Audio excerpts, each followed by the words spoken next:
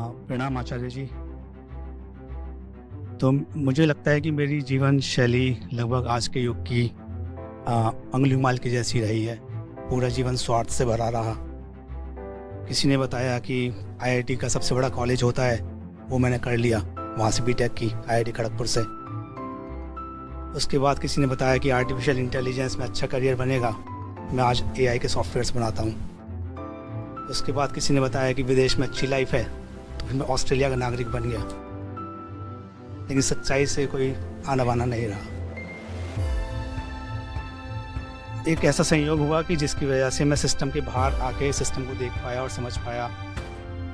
फिर आपसे ज्ञान की प्राप्ति हुई और फिर समझ पाया कि जो भी जीवन के लक्ष्य थे वो तो सारे ही गलत थे। और आज मेरे जीवन के सारे लक्ष्य ही बदल गए हैं। मुझे ये समझ आया कि धन का अपने आप में कोई महत्व नहीं होता, उसका उपयोग किस कार्य में किया जाए वह महत्वपूर्ण है। मैं और मेरी वाइफ ने अपना जीवन एनिमल वेलफेयर को डेडिकेट करने का डिसीजन लिया है। इसमें हम लोगों को एजुकेट करने का प्रयास करते हैं और उनको वेगन लाइफस्टाइल से अवगत कराते हैं और उसके लिए प्रेरित करते हैं। लेकिन इसमें समस्या यह है कि अधिकांश लोगों को जीवों के प्रति करुणा और कंपैशन दिखाई ही नहीं देता है। हमें एक बार को तो लगता है कि हम एक लूजिंग बैटल लड़ रहे हैं। दुनिया भर में आज 90% लोग मांस खाते हैं और सिर्फ 1 से 2% लोग वीगन हैं। बहुत ही मुश्किल और हारी हुई लड़ाई लग रही है। मैं आपके माध्यम से गीता पाठ भी करता हूँ। और अर्जुन तो बहुत बड़े योद्धा थे, वो अपने समय के सबसे बड़े योद्धा थे। तो उनके साथ इश्यू इमोशनल था। उनको पता था कि अगर वो युद्ध में निकलेंगे तो वो हरा देंगे। लेकिन मुझे और मेरी वाइफ को अपने बारे में अर्जुन जैसा बिल्कुल भी महसूस नहीं हो रहा है। हमारे अंदर स्ट्रेंथ नकुल और सहदेव की जैसी भी नहीं है।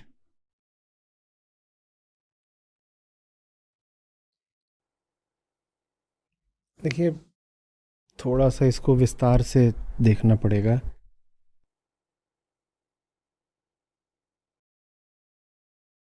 जीवों को बेरहमी से खराब करने का काम हमने पिछले 100-150 साल में करा है। उससे पहले भी हम अत्याचार कर रहे थे, पर हमारे पास इतने साधन नहीं थे। तो उसमें आप मान लीजिए 500 साल और जोड़ दीजिए, तो इधर इधर के 100 साल ले लीजिए। जब हमारे पास इंडस्ट्रियल पावर आ गई, तो हमने ज़बरदस्त मैकेनाइज तरीके से जीवों को बर्बाद करा, मारा। और उससे 500 साल पहले और मान लीजिए, जब हमने थोड़ा व्यवस्थित तरीके से जीवों पर अत्याचार करे। तो ये 600 साल का खंड है। और जीव और इंसान इस पृथ्वी पर कब से हैं? हज़ारों सालों से, 40,000 साल, उससे भी पहले। और पहले से पृथ्वी कितनी पुरानी है? अब 5 billion years. 4 to 5 billion years. तो जो बदलाव आते हैं ना पृथ्वी पर, बड़े बदलाव, वो थोड़े बड़े टाइम स्केल में आते हैं। हमारा क्या होता है कि चूंकि हम एक छोटी सी आयु जीते हैं, 60-80 साल की, तो 60-80 साल में अगर हमें किसी काम में सफलता नहीं मिल रही, तो हमको लगता है ज़्यादा वक्त लग गया। ज़्यादा वक्त लग गया हमारे रेफरेंस फ्रेम से, क्योंकि हम 80 साल जीते हैं। पर अगर आप जीवों के अस्तित्व को लेके देखें या पृथ्वी के अस्तित्व को लेके देखें, तो 60-80 साल तो कुछ भी नहीं है ना। अगर आप जो कर रहे हो उसमें सफलता आपको 500 साल में भी मिल जाए, तो जल्दी मिल गई ना। फिर पूछ रहा हूँ, आप जो कर रहे हो, आपको पता है वो काम बहुत महत्वपूर्ण है, उसमें अगर आपको 500 साल भी लग गए सफलता मिलने में, तो बहुत देर हो गई क्या? जल्दी है। जल्दी है, बहुत जल्दी है। अगर जीव पे पहला अत्याचार इंसान ने शुरू करा था, तो वो था आज से लगभग 10,000 साल पहले, जब खेती शुरू करी थी। खेती के साथ इंसान का जीवों से रिश्ता उल्टा पुल्टा होना शुरू हुआ है। और फिर वो होते होते होते अभी आप जाओगे, अगर आप 1850 के आसपास भी आ जाओ, तो भी इतना कोई नरक वाली हालत नहीं थी। ज्यादा हालत खराब तो हाँ, इधर करीब 200 साल में हुई है। तो वो जो 200 साल में हालत खराब हुई है, उसको बदलने में अगर आपको 200-400-500 साल लग गए, तो उसमें दिल नहीं छोटा करना है।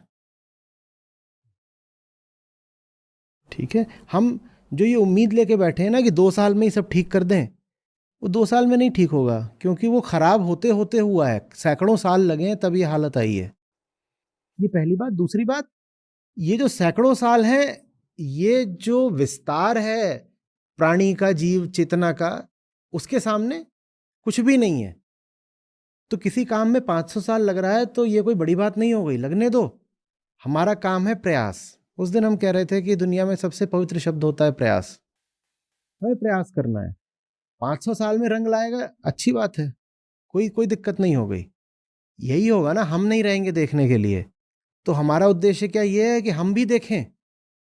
हमारा उद्देश्य ये तो नहीं कि हम भी देखें, हमारा उद्देश्य ये है कि कुछ अच्छा हो। वो होने में कई बार आवश्यक होता है कि 500 साल लगें। हम चाह नहीं रहे कि 500 साल लगें, हम तो चाह रहे हैं कि कल ये सारा अत्याचार रुक जाए, हम तो चाह रहे हैं। पर कुछ बातें हमारे चाहने से नहीं होती हैं, उनमें समय लगता ही लगता है।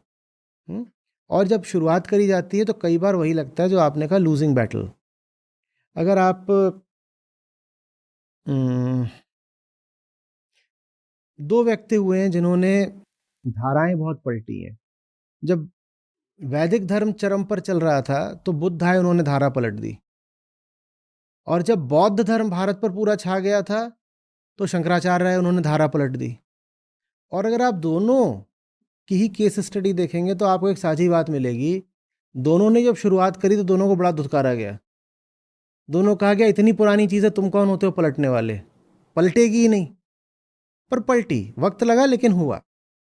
और बुद्ध के जीवन काल में उन्हें कोई बड़ी भारी सफलता नहीं मिल गई थी। बुद्ध को भारी सफलता मिली है बाद के राजाओं के माध्यम से, और बाद के जो बौद्ध विद्वान थे और प्रचारक थे उनके माध्यम से। अपने जीवन काल में बुद्ध कोई ऐसे नहीं हो गए थे कि सबने छोड़ दिया वैदिक धर्म और बुद्ध के पीछे पीछे चल दिए। उनको उत्तर भारत के कुछ हिस्सों में ज़रूर मान्यता मिली थी, पर वो बहुत सीमित थी। आज आप जितना विस्तृत पाते हो बौद्ध धर्म को, बुद्ध उतना तो कुछ देख ही नहीं पाए थे। वो सब देख पाते उससे बहुत पहले वो रवाना हो गए थे। जब महावीर स्वामी थे तो उनके सामने कितने लोग जैन बन पाए थे? कितने बन पाए थे? इसी तरीके से आज आप जो सिख पंथ देखते हो, जब गुरु नानक देव जी थे वो इसका अनुभव ही नहीं कर पाए। उसके बाद उनके बाद 9 गुरु और लगे हैं। सोचिए, उन्होंने शुरुआत करी, उनके बाद 9 गुरु और लगे हैं, तब जा करके आज सिख धारा उस रूप में जैसे आप उस। तो समय लगता है, प्रयास लगता है, एक के बाद एक पीढ़ियां लगती हैं कि इस पीढ़ी ने ये किया, अगली ने ये किया, अगली ने ये किया, फिर अगले गुरु आए, फिर अगले आए, अगले आए, और तब जा करके एक नई चीज शुरू हो पाई। नई चीज कोई भी झटके से नहीं शुरू हो पाती। झटके से तो देखिए छोटा काम ही हो पाता है। कोई भी आप बड़ा काम कर रहे हो, टेक्टोनिक शिफ्ट है, वो तो मांगती है ना भगीरथ प्रयास। उसमें बहुत लोग भी लगते हैं और बहुत पीढ़ियां भी लगती हैं। उसमें कुछ ऐसे नहीं सोचना है। जो भी कुछ एकदम नया शुरू होगा और एकदम अलग अनूठा शुरू होगा, उसको शुरू में सफलता कैसे मिल जाएगी बताओ? और जिस चीज को झटके में सफलता मिल रही हो, वो तो वो चीज है जिसके लिए संसार तैयार ही बैठा था। वो तो वो चीज है जिसकी संसार पहले से कामना ही कर रहा था। फोन का नया मॉडल आता है, सुपर हिट हो गया। ये मॉडल जरूर वैसा ही है जैसा लोगों की कामना है। फिल्म आई, सुपर हिट हो गई, उस फिल्म में जरूर वो सब कुछ है जो लोगों की कामना में पहले से है, फिल्म हिट हो गई। लेकिन आप जो करना चाह रहे हो वो लोगों की कामना के विपरीत है। ऐसी चीजें बहुत समय लेती ही हैं और कई पीढ़ियों का वो योगदान, संघर्ष, बलिदान मांगती हैं। तो आप लगे रहिए और ये उम्मीद कभी मत करिएगा, पहली बात, कि आप अपनी आंखों से बदलाव देख पाएं। दूसरी बात, आपका नाम याद रखा जाए। हमें तो संयोग से कुछ लोगों के नाम याद रह जाते हैं। मैं कई बार बोलता हूं, हम नाम याद रख लेते हैं गौतम बुद्ध का। अनगिनत बुद्ध हुए हैं और उनके हमें नाम नहीं पता। नाम पता लगे ही बड़े संयोग की बात होती है। लेकिन वो जो बुद्ध हुए हैं वो भी उतने ही परिश्रमी थे और उतने ही सफल थे जितने कि गौतम बुद्ध। ठीक है, तो आप अपना काम करिए बस। और एक जो होता है ना युग धर्म, वीगनिज्म युग धर्म है। और युग धर्म रोके नहीं रुक सकता। अधिक से अधिक लोग उसको टाल सकते हैं, अभी नहीं, ऐसा नहीं, वो युग धर्म है, वो उसको लोगों को स्वीकार करना पड़ेगा। हम प्रजातियों के साथ जो कुछ कर रहे हैं उसको रोकना युग धर्म है। उसको सफलता मिलेगी मिलेगी, बस ये है कि समय लग सकता है। बस ये है कि सफलता मिलते मिलते वो क्षण आ सकता है कि संसार अपनी खूब बर्बादी कर चुका हो, एकदम लाखों प्रजातियां और विनष्ट हो चुकी हों, दुनिया एकदम जल रही हो, तब जाके लोगों को बुद्धि आनी शुरू हो। ये सब हो सकता है, लेकिन ये नहीं हो सकता कि जो आप कर रहे हो वो काम अंततः असफल हो जाए। ठीक है, तो जो जो जो वास्टनेस ऑफ टाइम फ्रेम है उसको हमेशा याद रखिए।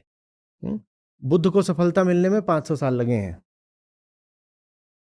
अब हम इसमें बोध प्रत्युषा में महात्मा बुद्ध की शिक्षाएं समझना चाहते हैं तो हम किन को लेके आ रहे हैं? नागार्जुन को लेके आ रहे हैं। नागार्जुन तो बुद्ध के 700 साल बाद के हैं, तो बुद्ध को भी 700 साल इंतजार करना पड़ा कि कोई आए और उनकी सीख को एकदम तार्किक और वैज्ञानिक तरीके से दुनिया तक पहुंचाए।